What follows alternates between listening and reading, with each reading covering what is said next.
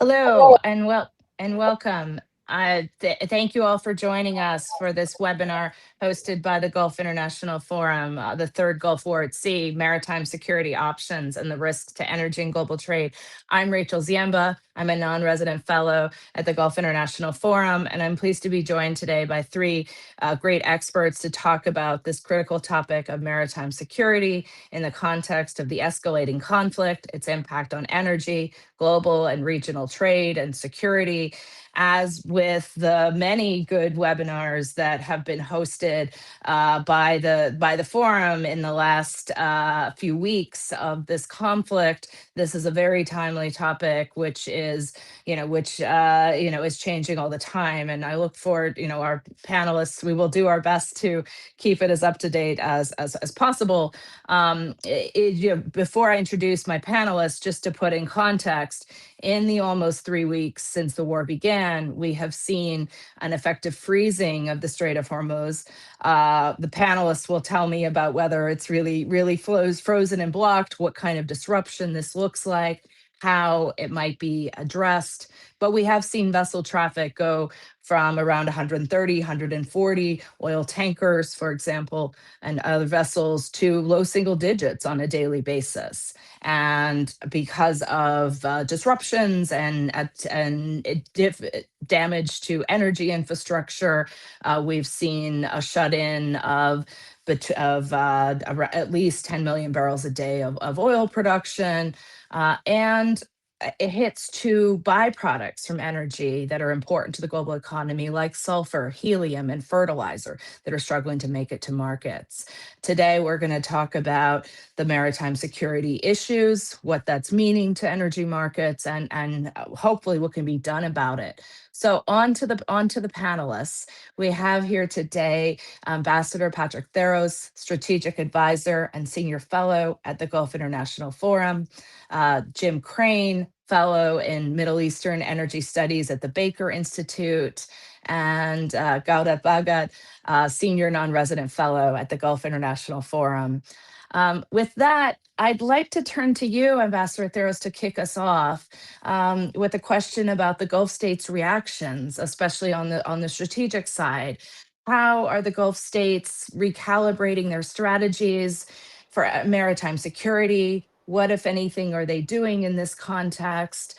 How are they moving towards or thinking about more regional ownership of maritime security? Are they doubling down on US led guarantees? And, I recognize, and we'll get more into that. So, what are your thoughts on how the Gulf states are thinking about maritime security in this very difficult war context?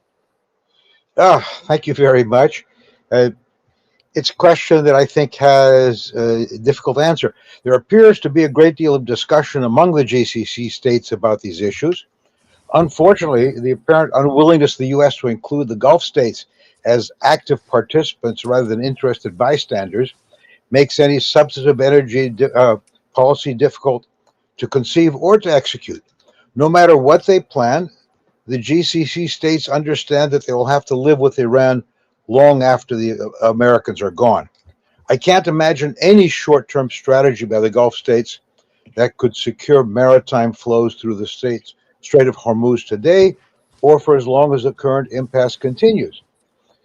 We're talking about a mountainous coastline stretching roughly 90 kilometers along a rather narrow passage out of the Arabian Gulf. Removing Iranian armed forces would require a military effort that would make Desert Storm look like a walk in the park. Furthermore, just to complicate things, strategic planning within the GCC remains hampered by long-standing internal disputes. There's little evidence that Saudi Arabia and the UAE have set aside their pre-crisis disagreements over Yemen and other areas where their interests diverge. Qatar, on the other hand, appears intent on staying as far as it can out of these disputes. Uh, Historically, both Riyadh and Abu Dhabi have been as hostile towards Qatar as they are now behaving towards each other. Let me note that this is all speculative. Uh, I just do not feel confident that we are getting a really good feedback from the Gulf states as to what they're up to. I also have a very healthy respect for how strongly history shapes behavior in the region. So at that point, I am prepared to move on to the next question. Thank you very much, Ambassador.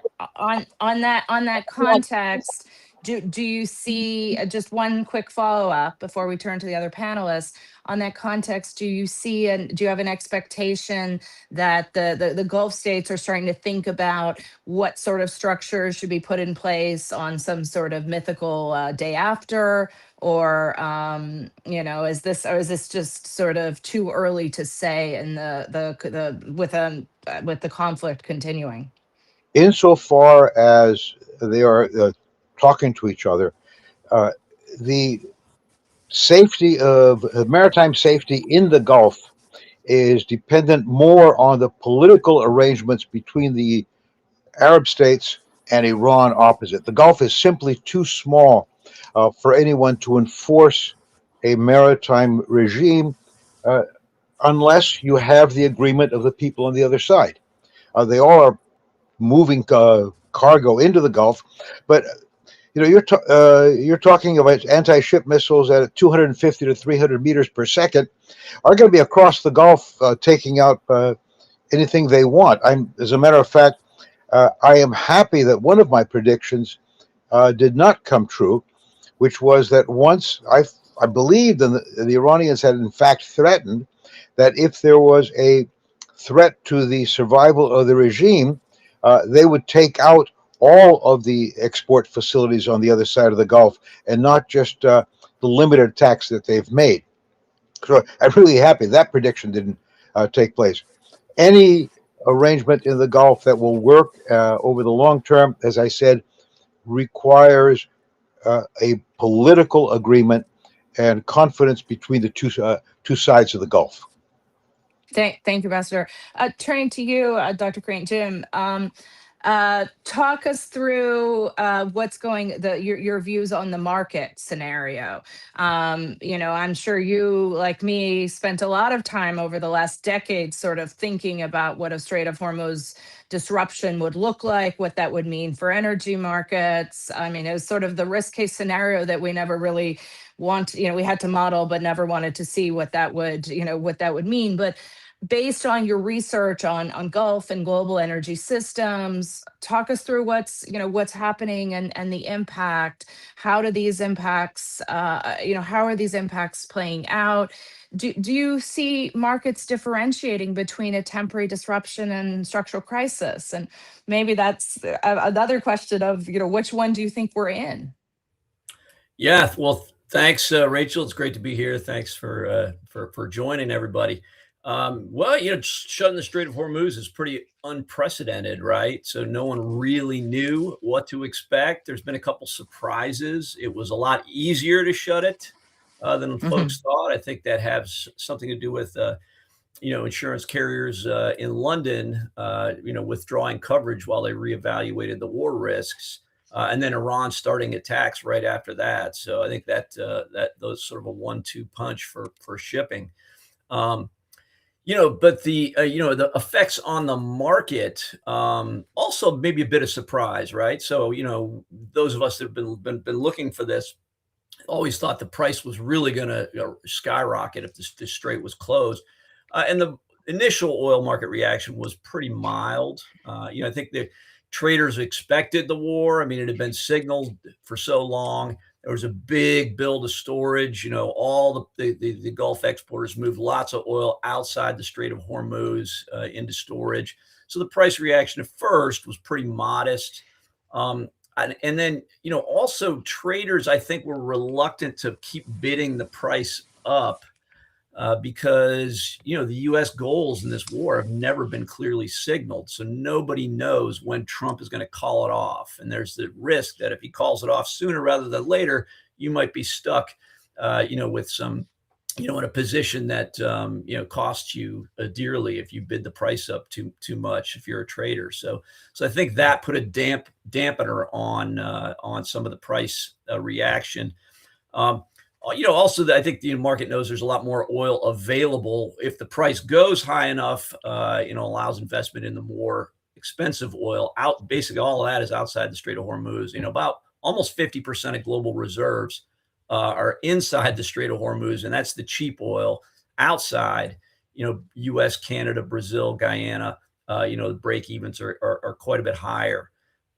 Structurally, the economic damage is coming from this. I mean, so, I guess you could call it structural, but I saw a report today from Oxford Economics that said, if the price stays at $140 a barrel for 2 months, that's going to kick the world into a recession, sort of spread differently across different regions.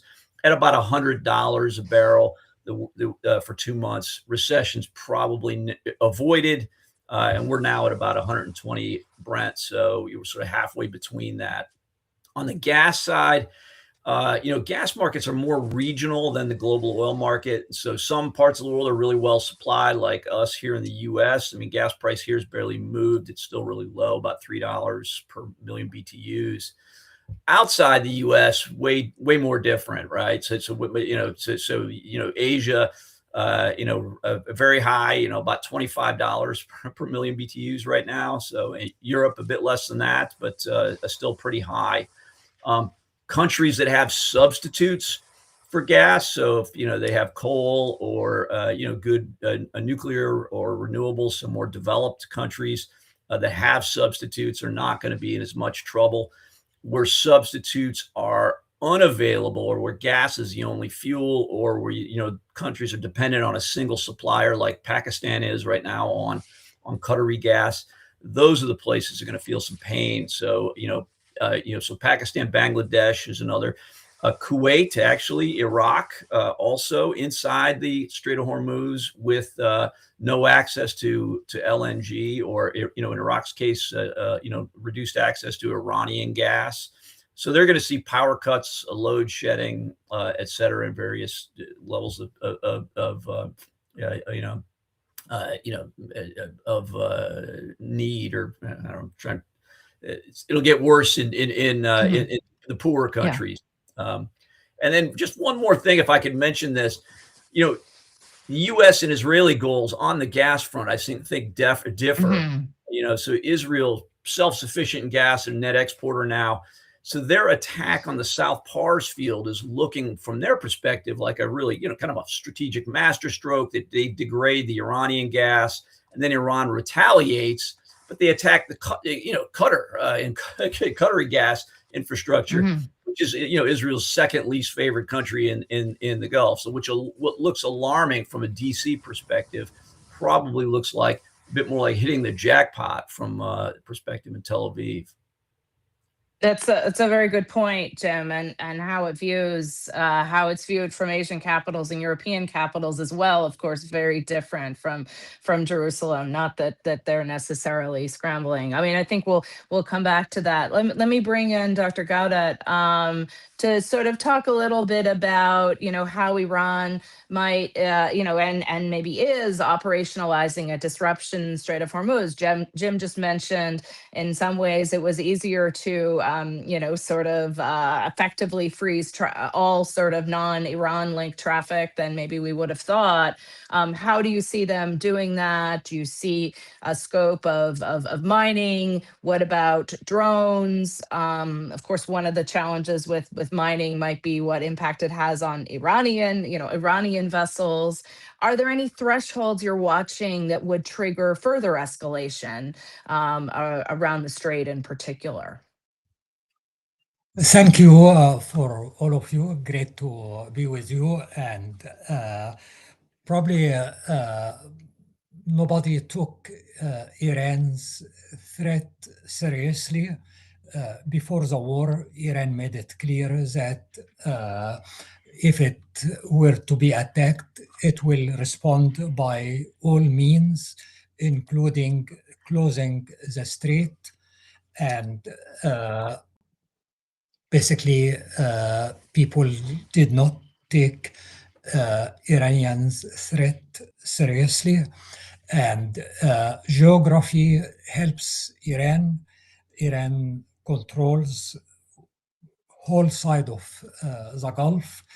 For the strait, on the Iranian side, it is mountainous, so it is relatively easy for Iran to hide drones, missiles. Iran has been preparing for this worst case scenario for many years. Iran has two navies, regular navy and the Revolutionary Guards Navy, and Iran is probably the only Gulf state with submarines, drones, missiles.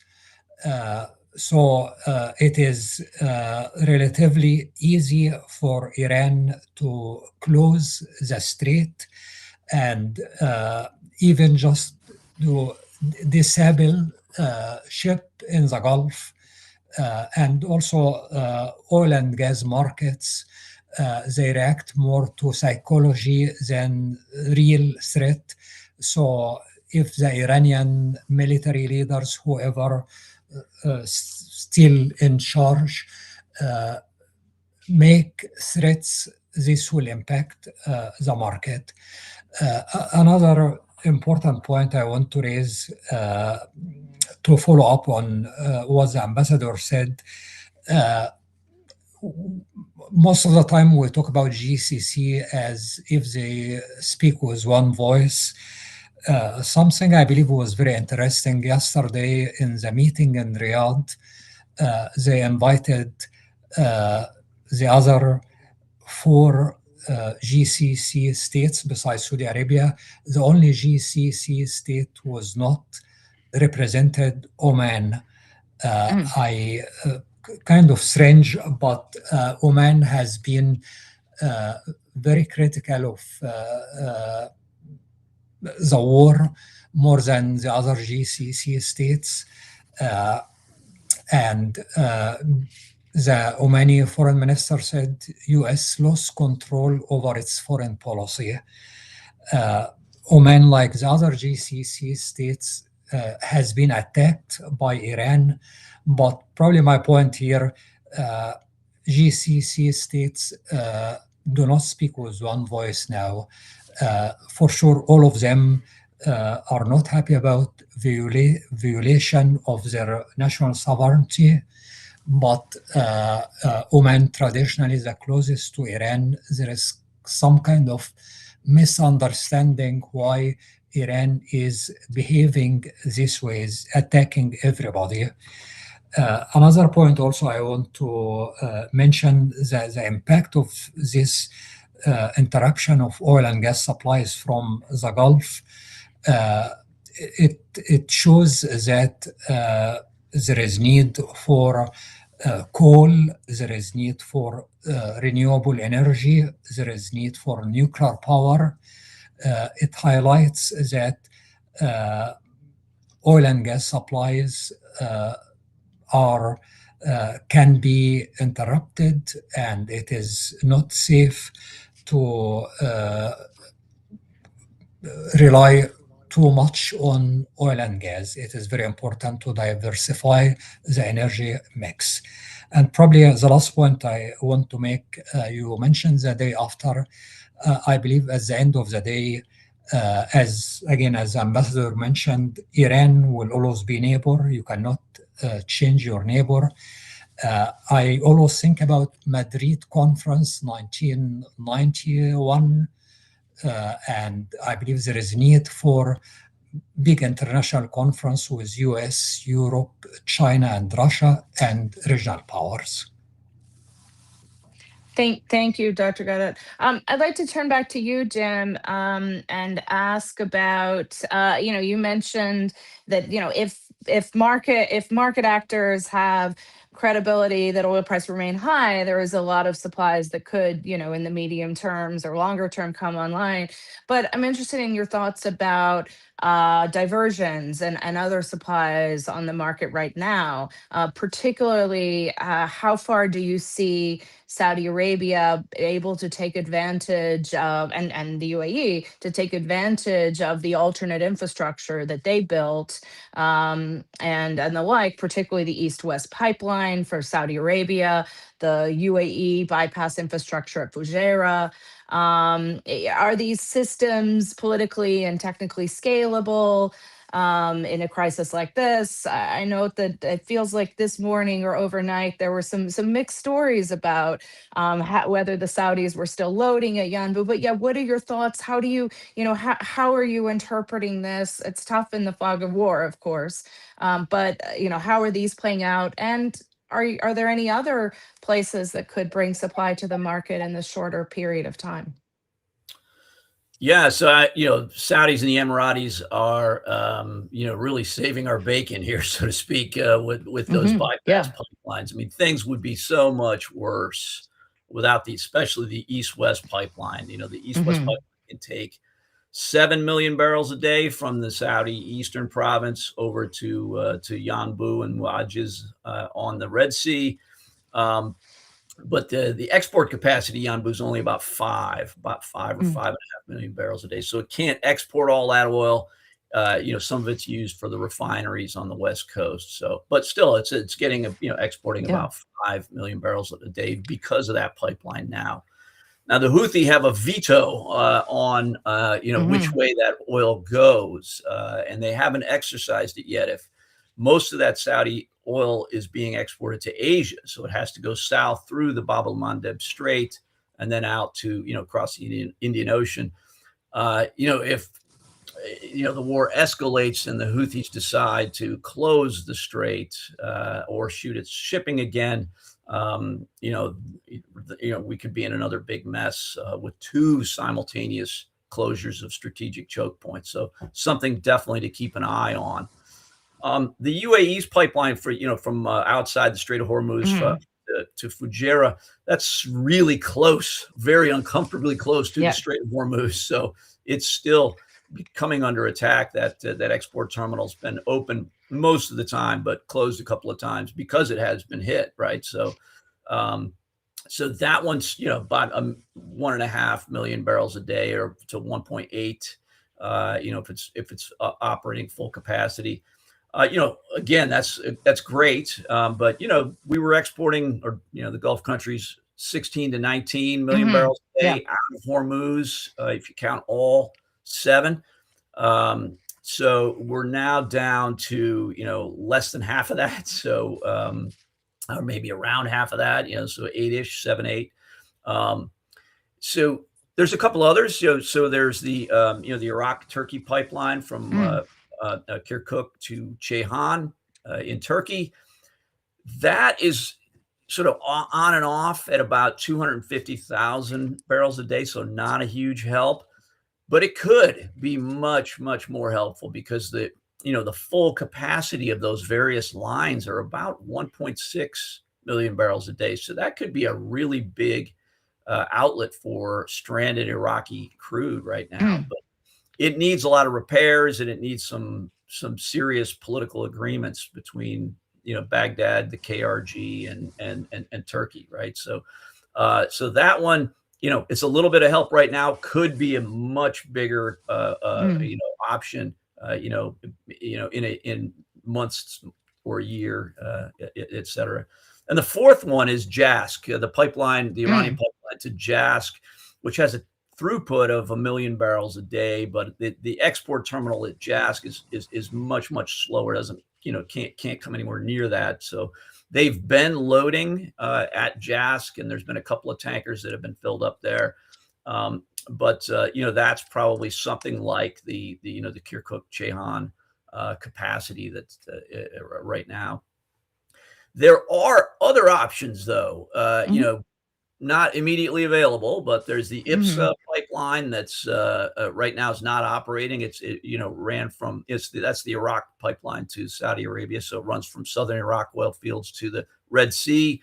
That is 1.65 I think, million barrels a day. So, getting close to 2 million barrels a day, a really big pipeline. I know it's been maintained within Saudi Arabia very well. The Saudis have been using it they used it for gas, they're using it for crude again. So that could be reopened, would be a really big help. Expanding the ITP, as I mentioned, to Chehan to 1.6, also big help. Then there's two other really old pipelines from the 1950s that are still in place.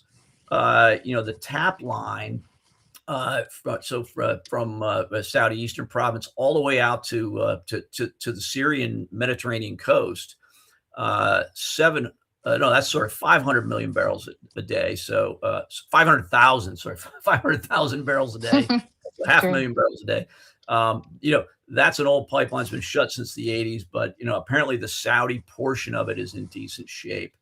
And then the IPC, from Iraq also out to the Mediterranean, 700,000 barrels a day capacity. Again, shuttered since the 80s, probably in pretty bad shape.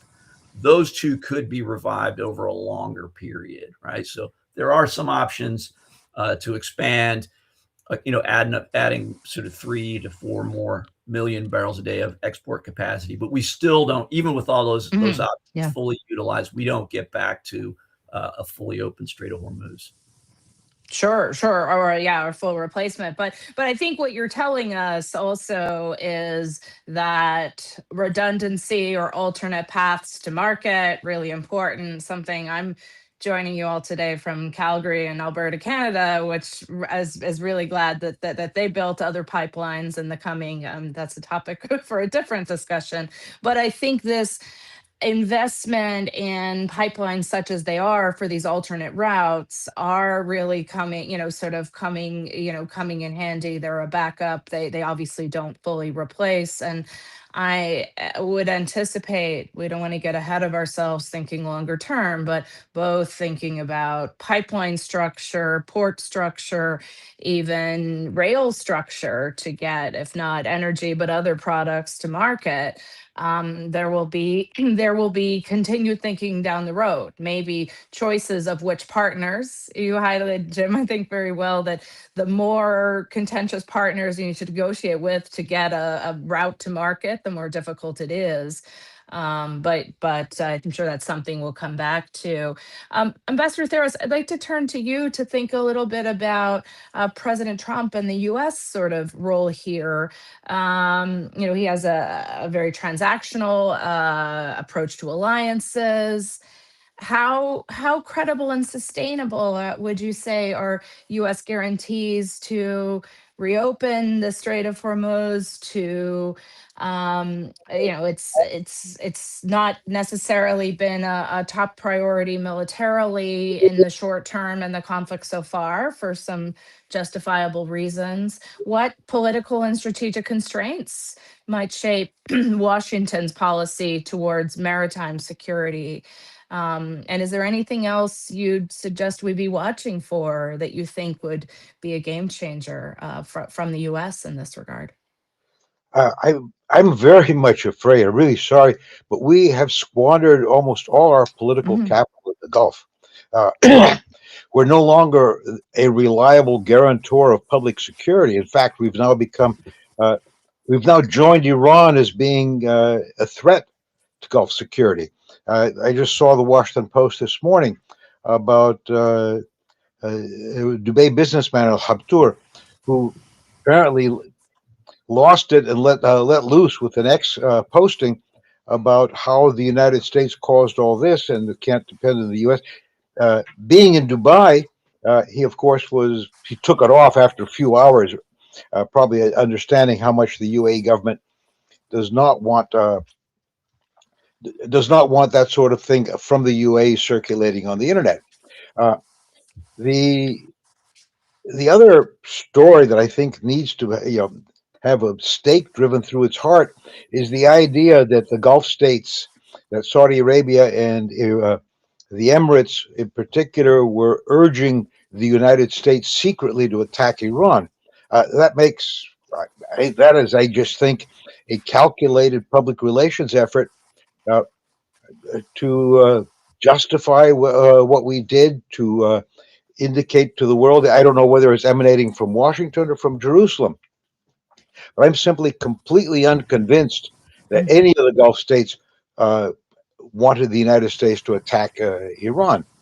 Uh, the what makes it even worse, the idea that they would want the United States in concert with Israel to attack Iran simply blows my mind. There's not a ghost of a chance that they were looking forward to something like that. Uh, the alternative account that Iran had offered significant concessions on nuclear issues through Omani and perhaps Qatari interlocutors appears far more plausible. Uh, again, I'm of those who believe that Rubio sort of had it right when he said that we enter the war in order not to let Israel attack Iran by itself and then not be able to cope with the blowback. Uh, to me, it makes sense that the Israelis would be aware of the impending breakthrough in negotiations. Witkoff was spreading the story Mm. that the Iranians had offered something. Amouage Media has a really big, good story, very plausible story about the negotiations. And uh, the idea that is circulating among some of my friends is that the Israelis struck in order to prevent an agreement. But what confuses them is why would the U.S. not exercise its power to prevent an Israeli attack, which it certainly has, uh, to how can I say, and instead joined in. Uh, we can't enforce maritime security inside the Gulf, and I need to repeat myself from the beginning. The U.S. Navy, without doubt, the most powerful naval force in the world, has conducted its operations against Iran largely from standoff distances in the Indian Ocean. Nobody's going to risk major surface combatants inside the Gulf. You know, a billion apiece can be taken out by a small rowboat coming through the Gulf. And I also wonder where the two Iranian submarines are. I suspect that they are sitting uh, just off the coast of Iran, charging their batteries when they need up, in protected areas. But I wouldn't bring a large surface combatant into the Mhm. into the Strait of Hormuz, no matter what.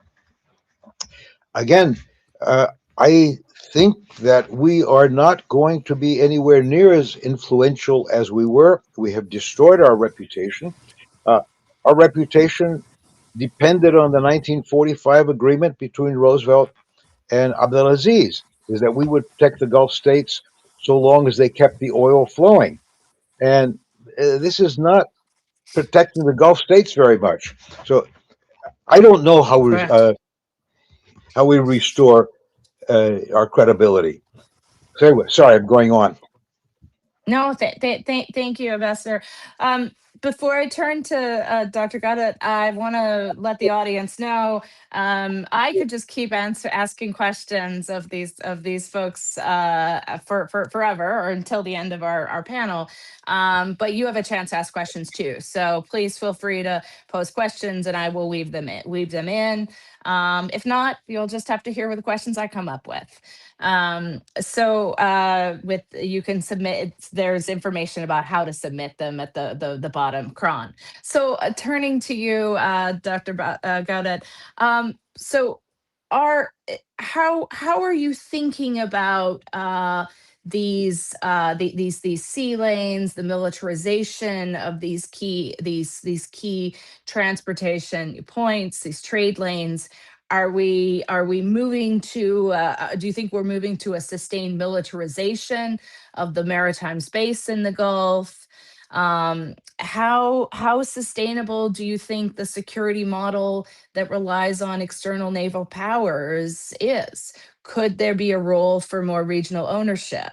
I mean, I think Ambassador Theros has definitely given us a strong, compelling frame of the limitations of relying on those external powers. But how are you thinking about this architecture today and going forward? And I mean, I'm gonna throw this, we may come back to this, but in this world of drones, of much more nimble, disruptive tools, how should we be thinking about these maritime security risks now? Gulf security is major issue now, and like any war, this war will come to an end at one point. And Iran has proposed to regional powers get together and negotiate some kind of security agreement in Strait of Hormuz and the Gulf. This when Rouhani was in power and Zarif was foreign minister. They introduced it at United Nations. It did not. It was not accepted by other powers. For GCC states, one amazing point here.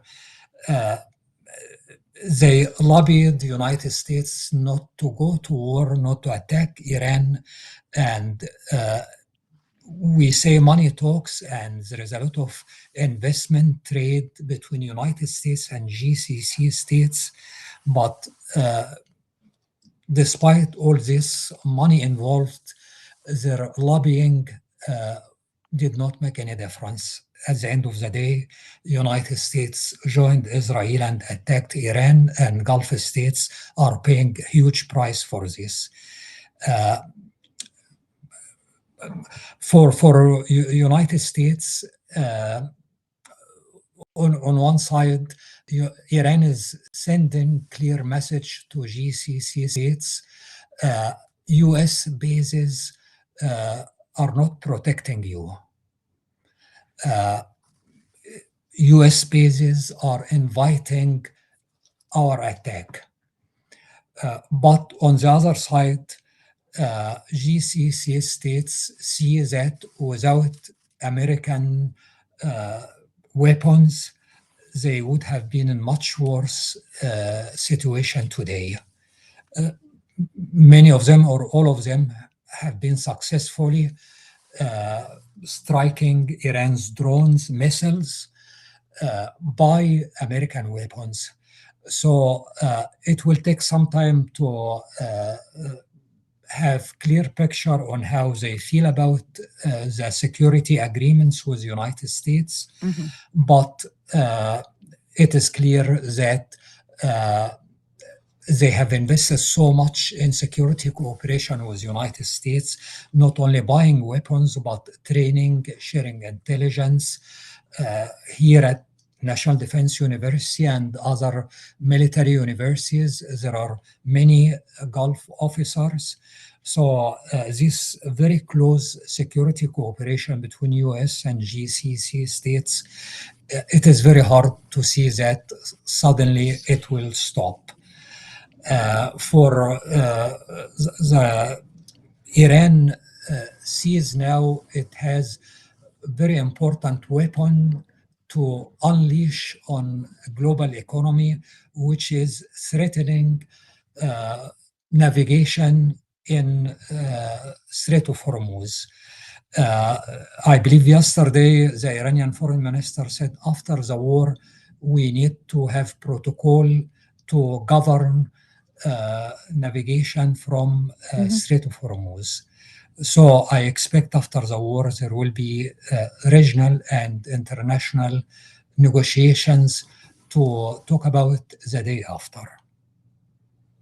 Thank you very much. I'd like to turn now to you, back to you, Jim, to ask a question that I think brings up something that we touched on earlier in the conversation, which is this question of the energy mix, right? And whether, in your view, I guess, short term or, sort of longer term, would you anticipate that these events would accelerate structural changes in energy demand?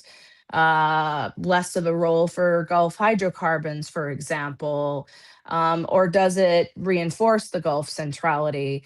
I think there's sort of an interesting question, of course, about even if it does, is it more towards coal or renewables, or how that factors in a time where we're also seeing a lot of market pricing and dynamics. How are you balancing the risks and thinking about global, primary energy demand and consumption? Well, yeah. So, short answer is I think it's going to accelerate the energy transition on an Hmm. energy security basis, right? So Hmm. I think the Gulf is still going to be super central to, especially to oil markets, also to gas markets, but, it's not such a big gas exporter. It's only really Qatar that is Hmm. exporting gas. Um, but, interestingly, so gas has substitutes. I mean, we've talked about that. It's mostly used in power Sure. generation. There's lots of other ways to generate power. You don't need to have gas to make power. Oil, until recently, did not have substitutes, right? It's a Hmm. transportation fuel, and it's still, almost 90% of global transportation is based around oil. But now their substitutes are emerging, right? We have electric vehicles that use batteries, and those are pretty good substitutes. A solar powered battery, car can compete with an internal combustion engine vehicle now. Even at the oil price, before this war started, in some markets, right? So they're becoming increasingly competitive on a cost basis, but they're so much more insulated from geopolitical risk. Just for an individual a car owner or driver. And you can magnify that at the national level if you switch your, at least the personal transport over to battery electric. You're just not exposed to the Strait of Hormuz anymore. I mean, we talk about this in my class all the time. I ask my students, okay, if hypothetically Iran closes the Strait of Hormuz, this was before they actually did it, and you drive Hmm. an F-150 pickup truck, are you going to be exposed to that? And the students are, yeah, probably the next time I fill up my truck, I'm going to pay more. And then I say, Hmm. okay, say there's a civil war in the in the DRC in the Congo, and Hmm. cobalt exports halt, and you drive a Tesla, are you going to be exposed to that? And they're like, well, no, because I don't fill my Tesla up with cobalt. I just, as long as my power is on, I can fill it up. So not exposed. So if I might be exposed if I own Tesla shares, but or if I'm maybe shopping for a Hmm. Tesla, but I'm not exposed. So excuse me.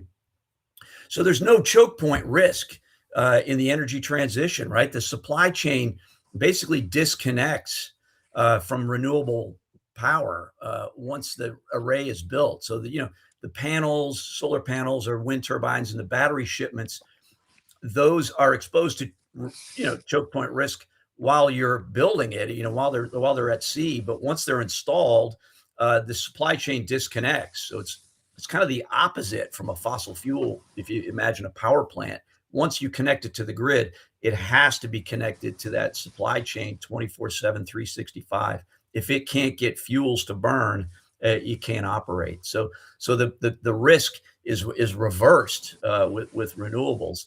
Um, if supply chains are interrupted for any reason, it could be weather, could be war. Costs go up, and if the fuel's not available, the power can't be made. So there was Jimmy Carter knew this very Hmm. well in 1980. He said, no one can embargo the sun, right? During the energy crisis Hmm. then. And that was the energy security was the original impetus for the U.S. push into solar energy way back then. It wasn't about climate, it wasn't about environment. So I think importing countries are going to be scrambling for Hmm. substitutes, and renewables is kind of coming of age. China has gotten built out a Hmm. lot of manufacturing capacity for wind and solar. It's really cheap right now. And guess what? The US and the EU have tariffs on that stuff. So Hmm.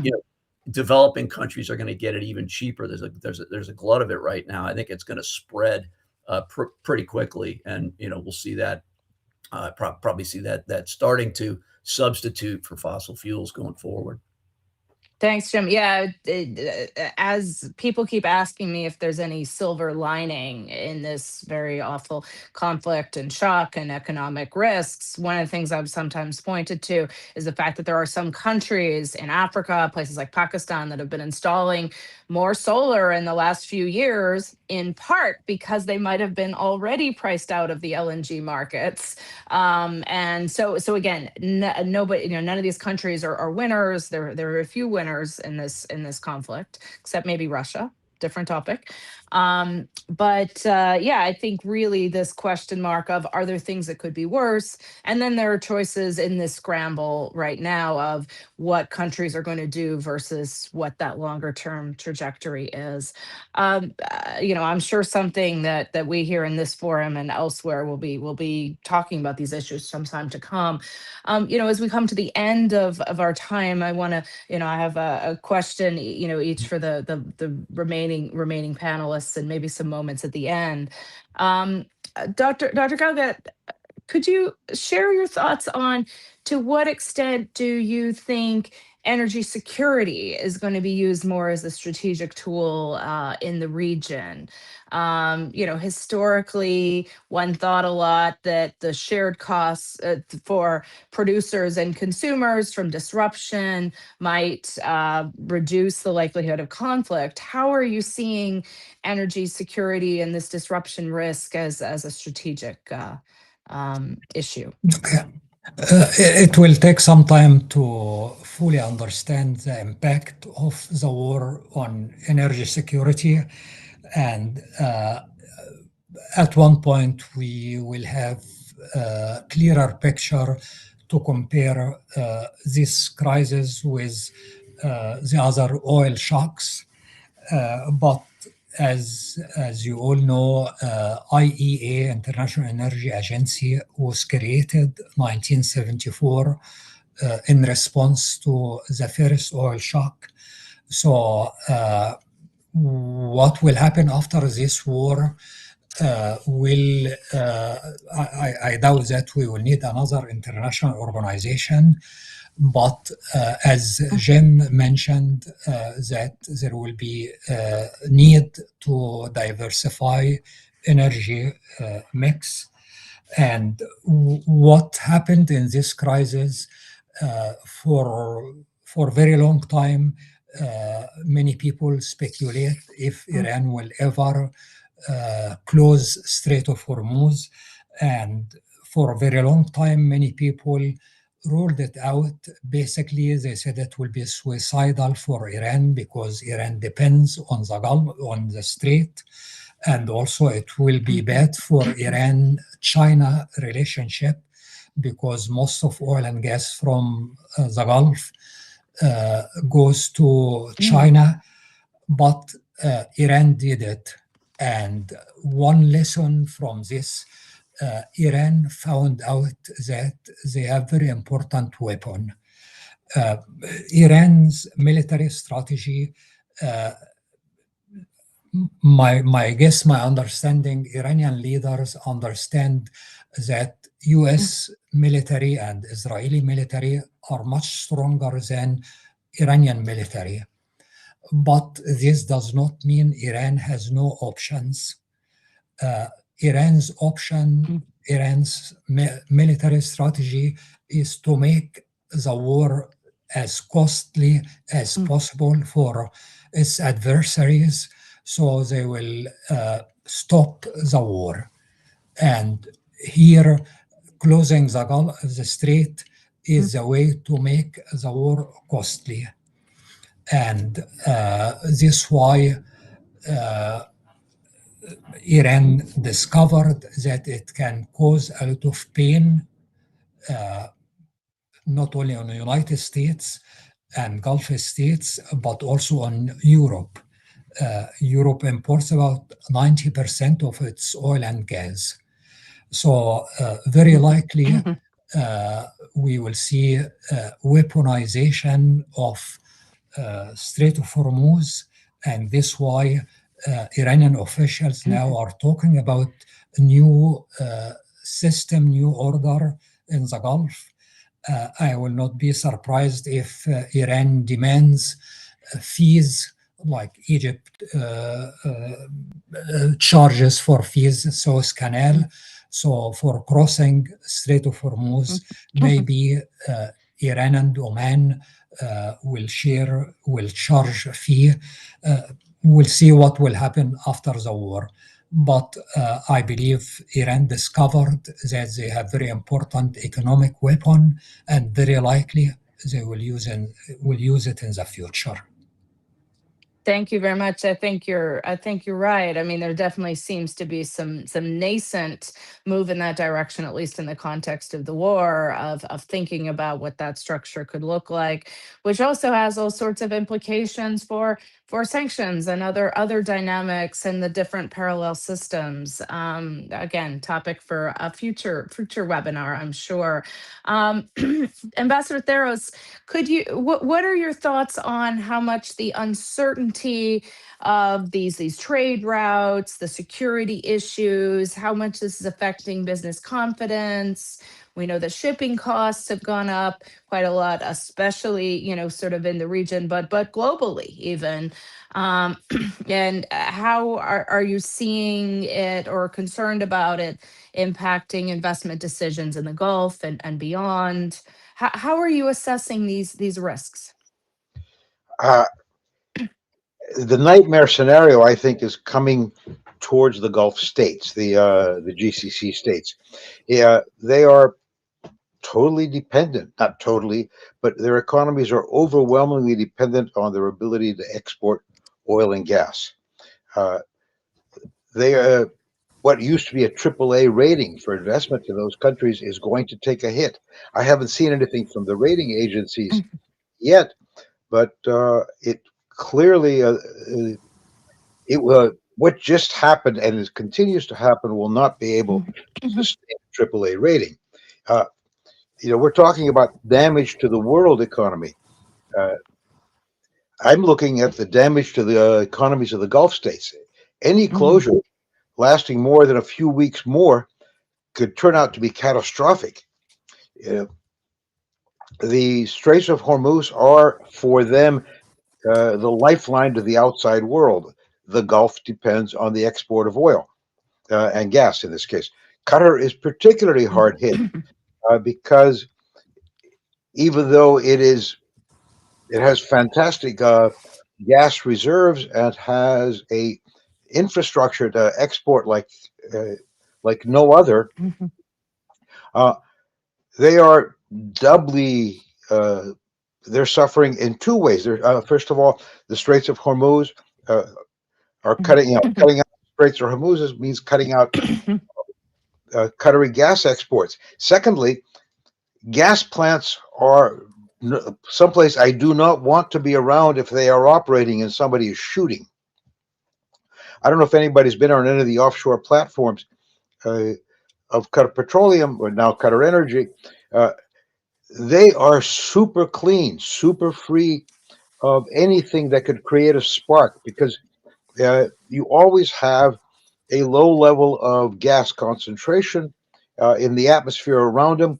And it's something that could get explosively out of hand.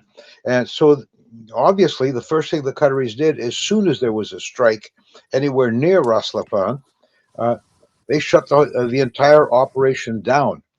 So, this is going to have a huge effect on Qatar uh, into the future. The region, uh, in the short run, we are still the world's economy depends on the Strait of Hormuz being open. If I were asked to identify the single maritime choke point whose closure would inflict the greatest damage to the global economy, it would be the Strait of Hormuz. But there is going to be, after this war, I believe, a tremendous relook at how we are running our economies around the world. You can't change everything right away, but you can move pretty quickly. Uh, there's one small Greek island called Astypalaia where Volkswagen has come in and is conducting an economy, an experiment of can we run a geographic place like an island entirely on renewable energy, and they've achieved it on this island to the point now where it has no need or recourse to oil or gas. All the cars are changing. The Volkswagen is essentially giving away free cars, but that is going to be the dream of the future, and there are going to be a lot of people trying to make that happen, and make that happen pretty quickly. So, as I say, the effect on the investability of the Gulf states and is going to be large. And the other problem we're looking at, and this is sort of getting away from oil and gas, is right now, until a month ago, the only place in the Arab world where you could look in the Arab world and say there's an area of stability.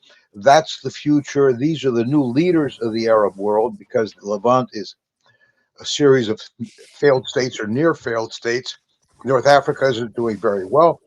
Uh, we in our decision to attack Iran have just taken away or helped to undermine the last pillar of stability in the Arab world. So I think disinvestment in the region will occur after, will increase after this.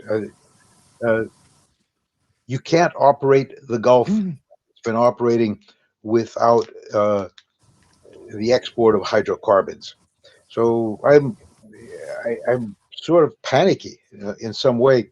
I love the Gulf. I spent a large part of my adult life there, and I could not think of anything that could do more damage to the economies of the Gulf and to their place in the world than what has happened just now. Yeah. And I think maybe to, we're coming to the end of, the time, but I want to give, if others have, a quick parting thought. I guess I think the other sort of concern is that some of the alternate supplies, the alternate trade, thinking even wasn't necessarily moving the needle, but things like the aluminum trade and other things are also disrupted by the maritime security.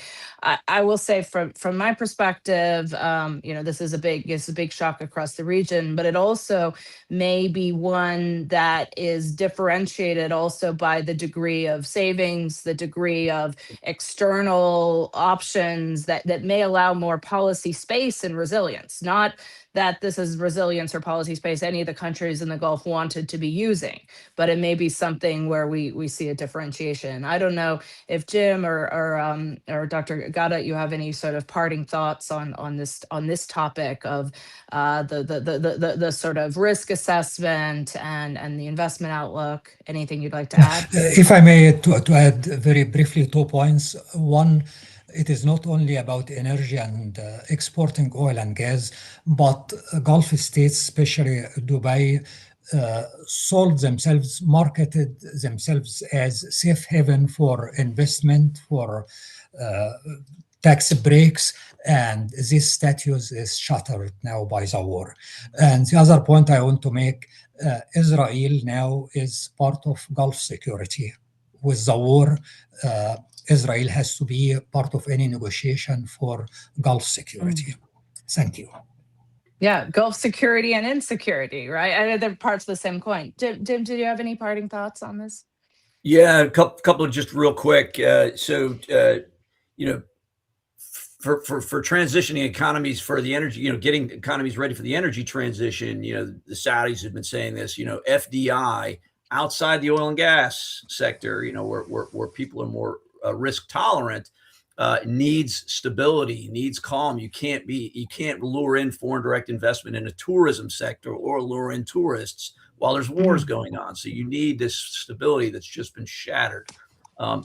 Sovereign wealth funds in the Gulf, have been making these grandiose, promises about big investments outside the region, especially in the U.S., but elsewhere as well. I think we're going to see them redirected inward to build up a big infrastructure buildup to increase resilience to this kind of stuff. I mean, desalination looks like a really big, a threat. That they need to move some of that away from the Gulf. They need water that comes from somewhere besides just the Persian Gulf itself.